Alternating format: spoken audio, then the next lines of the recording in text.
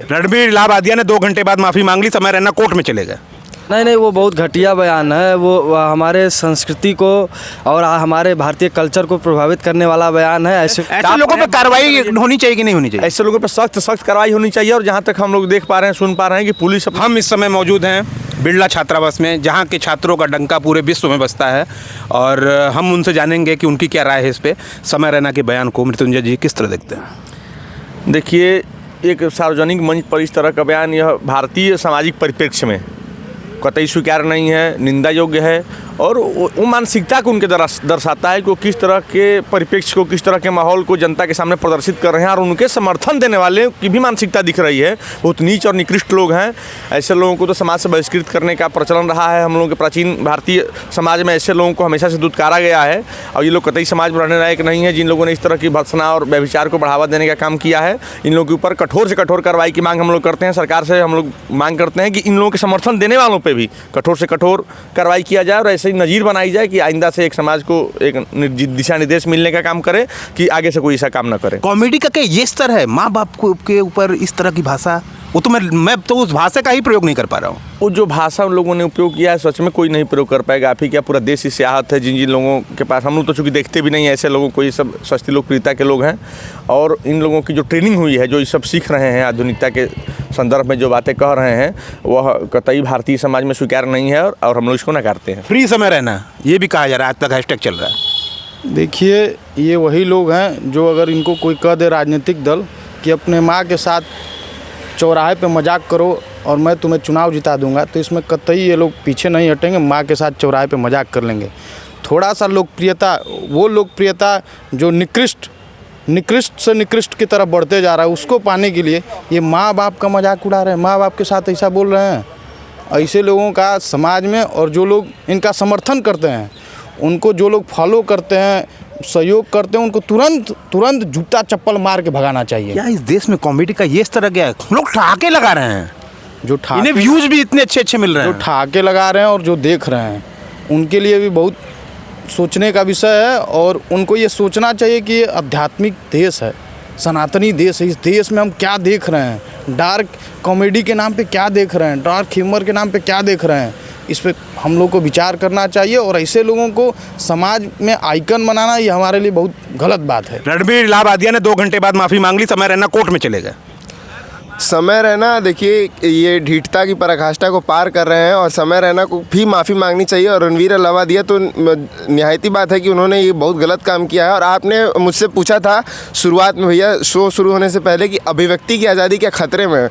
तो जी हाँ, अगर अब हम एक तरह से देखें तो बिल्कुल खतरे में है। यहीं बिहार में, पटना में बच्चे धरने पर बैठते हैं, इलाहाबाद में बच्चे आयोग के सामने धरने पर बैठते हैं, पुलिस लाठीचार्ज करती है, पुलिस अपनी बात उनको रखने नहीं देती है। लेकिन अगर अभिव्यक्ति की आज़ादी इस मामले में देखी जाए तो अभिव्यक्ति को खुद अपनी जिम्मेदारी से बोलना चाहिए कि वो क्या बोल रहा है। संविधान का अनुच्छेद 19 हमको आज़ादी देता है कि हम जो चाहें अपनी बात को रख सकते हैं। Freedom of speech, freedom of expression की आज़ादी देता है।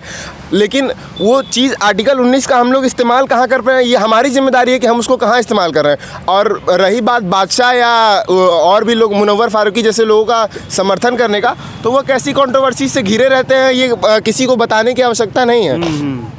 अगर यही बात रणबीर इलाहाबादिया ने बादशाह या मुनव्वर फारूकी के माँ बाप के लिए कही होती, तो क्या तब भी वो इस तरह का बयान देते कि सूर्य के उगने से सबको जलन होती? जी, आप एक प्रखर वक्ता हैं, एक बात बताइए। मुनव्वर फारूकी लगातार बयान देते रहते हैं। उन्होंने ये बयान दे दिया है कि जब हम कोई टॉप पर होता है, सूरज पे जब होता है तो जलन तो होती है। जलन का मतलब ये थोड़े नहीं है कि आप किसी के सामाजिक व्यवस्था पे, परिवार पे अभद्र टिप्पणी करें और कहिए कि मैं टॉप पर हूँ। यह तो वही बात होगी कि मैं बड़ा हूँ, बहुत नाम हो गया है, तो मैं कुछ भी कर सकता हूँ। यह हमारा संविधान इसकी इजाज़त नहीं देता है। ऐसे लोगों पर कार्रवाई होनी चाहिए कि नहीं होनी चाहिए? ऐसे लोगों पर सख्त कार्रवाई होनी चाहिए। और जहाँ तक हम लोग देख पा रहे हैं, सुन पा रहे हैं कि पुलिस अपने काम को बहुत बखूबी निभा रही है। और ये लोग भाग पड़े हैं। ऐसे लोगों को समाज भी इन लोगों को दंड देगा, और अभी प्रशासन दंड दे ही रहा है ऐसे लोगों को। सेक्स कॉमेडी पे ठहाके लगाना, इस तरह का प्रस्तुतिकरण सही है? ना, एकदम इसको भारतीय समाज कतई बर्दाश्त नहीं करेगा, एकदम नहीं। और हमारे साथ एक और है, आप किस तरह से देखते हैं इसको? अपूर्व माखीजा जब भी उनके मुंह से निकलता है, क्या क्या निकलता है आप कुछ जानते हैं, जग जाहिर है। ये हमारे समाज की हार है कि ऐसे नीच स्तर के व्यक्ति को हम प्रभावशाली मान रहे हैं। ये आज के हमारे युवाओं की हार है। या ये कहिए कि हम लोग इस तरह का भी एग्जाम्पल सेट नहीं कर पाइए, किसी को भी अपना आइडियल मान ले रहे हैं। अभी हम पे इस पे सामाजिक तौर पे भी हमको काम करना पड़ेगा। अभी इस तरह के हम लोग को आइडियोलॉजी बनानी पड़ेगी कि ऐसे लोग समाज के लिए बहिष्कृत करने योग्य हैं ये लोग।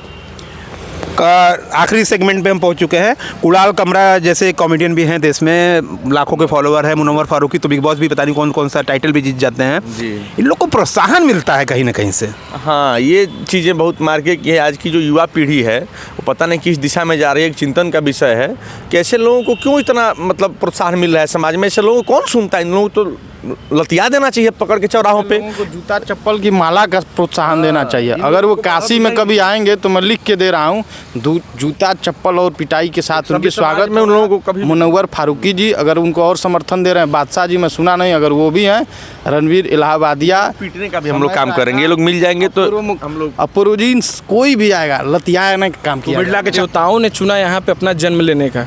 और मुझे अभी एक बात याद आ रही है कि जब भगवान शिव ने अभी एक कार्य दिया भगवान गणेश को कि जाओ तुम दुनिया के चक्कर लगा के आओ, तो उन्होंने अपने माँ बाप को अपनी दुनिया मान ली थी, भगवान मान लिए थे।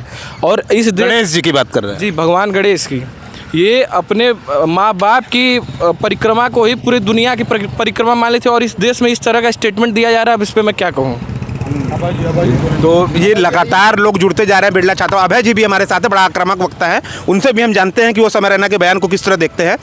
किस तरह देखते हैं आप समय रैना के बयान को, जिस तरह से समय रैना ने जो कॉमेडी की है? अच्छा, नहीं, वो बहुत घटिया बयान है। वो हमारे संस्कृति को और हमारे भारतीय कल्चर को प्रभावित करने वाला बयान है। ऐसे लोगों के ऊपर कठोर से कठोर कार्रवाई होनी चाहिए। अच्छा, बिरला छात्रावास के बच्चे कह रहे हैं, स्टूडेंट्स कह रहे हैं कि ये लोग आएंगे तो हम लोग जूता चप्पल से स्वागत जूता चप्पल से बिल्कुल उनका स्वागत किया जाएगा। वो उनका हम लोग स्वागत करते आए और जूता का माला हम लोग उनको पहनाएंगे और यहाँ से वो जूता का माला पहन करके जाएंगे भी। चैलेंज कर रहे हैं कि वो काशी में आ जाएं, 1 महीना 2 महीना 6 महीना के बीच में आ जाए। अभी हम लोग इधर ही हैं। जीवन और कभी भी आए, जीवन में कभी आए, उनका स्वागत है।